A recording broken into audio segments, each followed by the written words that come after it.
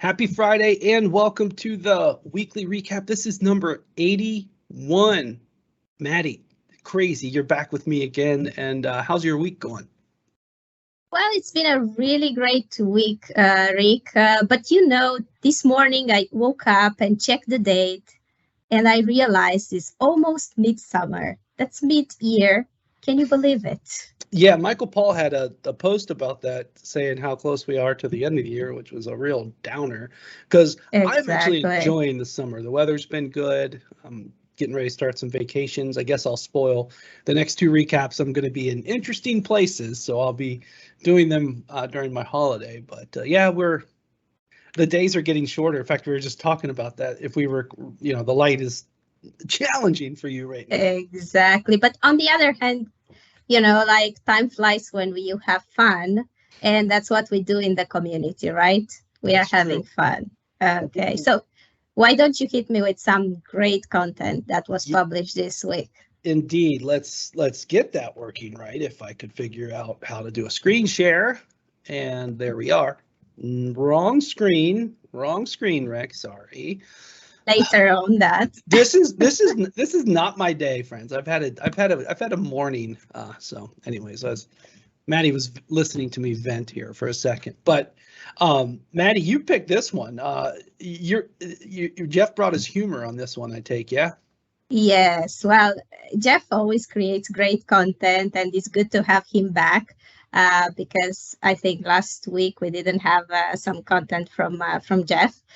He's talking about blueprints in Kirsten, and I really like the comparison with why we do 3, 2, 1 cheese when we take a photo, and then so we don't move and the picture gets blurred.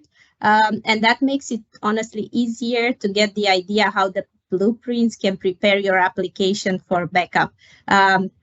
And I also like that he's doing a demo on how to use it. So that was really great video in there, Jeff.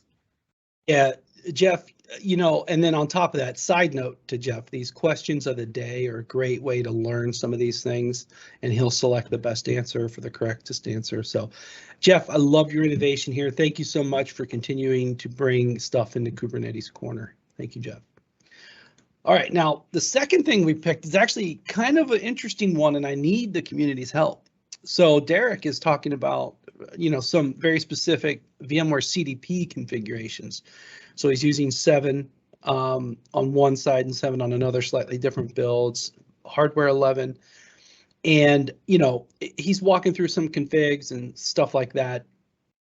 But, he's got an update here. So first of all, Derek, I want to know how it went. Share with us, what's going on. But, for those of you out there, I mean, CDP, the continuous data protection, I really want to, make sure people are using it. So if you're using it, share your configs in something like this. I think that'd be really cool. And then I know, Maddie, you're right off of a VMware user group. I don't know if the CDP topic came up there. No, and a lot of the content, the presentations were in Czech, so I wouldn't know. Maybe it came up at some point, but I don't understand Czech. Well, I would have checked out if I was in a session presented in Czech, and I will be here all week with those types of jokes, friends. Cool. Thank you for sharing, Derek. But if anyone in the community has something to share, help a brother out. Yeah, but let me just challenge Derek once he figures things out to write an article about it. What do you think about that? Indeed. Yeah, share Derek, when you get to the milestone of getting it right, share it up. Absolutely. All right, cool. Now this was from Kirsten on our team. She wrote up something around Veeam 1, which I thought was awesome. So did you give a chance to look at this one, Maddie? I did, Rick, and I feel like this product, the Veeam 1, is always like overlooked and underestimated when it actually brings so much value to our customers, and it should be brought to attention more often. So really appreciate Kirsten for taking the time to write it, and this is really great article for somebody that just starts with Veeam on, and with this article, she's making it more visible and it shows its benefits. So thank you very much, Kirsten, for doing that. Yeah, indeed. And then the other thing I'll highlight is that I had a side note. She got this idea after I wrote this one about the alarming for ransomware, right? So I did the very specific ransomware ones, and she did the 5 steps to get started. So the two of those work really good together. All right, we do have one more tab. That's special department. We'll come back to that in a second, but let's pivot over to who's new. And, you know, I and Maddie both, we liked a couple of different ones, but what did you catch that was in common with both of these that we picked today, Maddie? You know, we have a zoo crew cat. So we have one cat, and the second one is also a cat. It's actually cat in Spanish, gato. Yeah.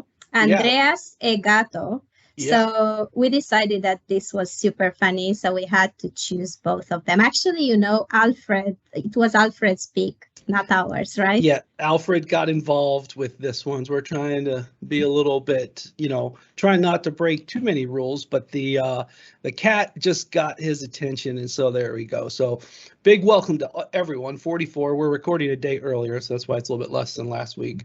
Andreas Segato and Zoo Crew Cat. Welcome to those two in particular for most interesting usernames of the week. Totally subjective.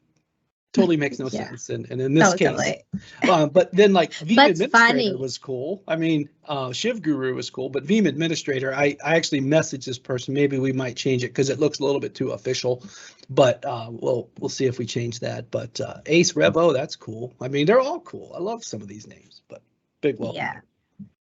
All right, let's pivot over to special department, and we've got two things. One, a new user group leader, and an event. What's going on with the Turkey user group? Yes, I would like to announce that we have a new VUG Turkey leader. He's Berat Kakirka, so you can say hi in the VUG if you want. Congratulations, Berat. And together with our systems engineers in Turkey, Bülent and Moro, I hope I'm pronouncing their names correctly. They're going to host a virtual meeting on the 4th of August. The event will be in Turkish, so for all Turkish-speaking people, just go and register for the event. It's going to be great. It's going to be a great discussion in there. That's all I can say. There you go. I know it'll be awesome. And the Turkey community, I've never been to Turkey on behalf of Veeam, but I know that there's a very strong community there. But, you know, if you're not watching from Turkey, know that we have all these other user groups. If you just go over to this groups section up at the top here, I'm a member of some other ones. These are the special thematic ones, but like you can find your one here, or you know what, if we want to make one in a new locale, reach out to Maddie or myself and we'll see what we can do. So I think French Africa and Israel, those are both relatively new, I think, right? Yes, absolutely. Nice. Love it. All right. Well, hey, it's been a busy week in the community. Thank you, Maddie, for helping me produce the content. Anything else going into the weekend on your side? Thank you for inviting me, Rick. Not much, just busy talking to people, busy talking to the community and having fun. Indeed. And we got 2 tricks and then another trick because we'll be in Texas for a Tech Expo event. So some interesting changes to the recap coming, but thank you so much, Maddie. And thanks everyone for watching and have a great weekend.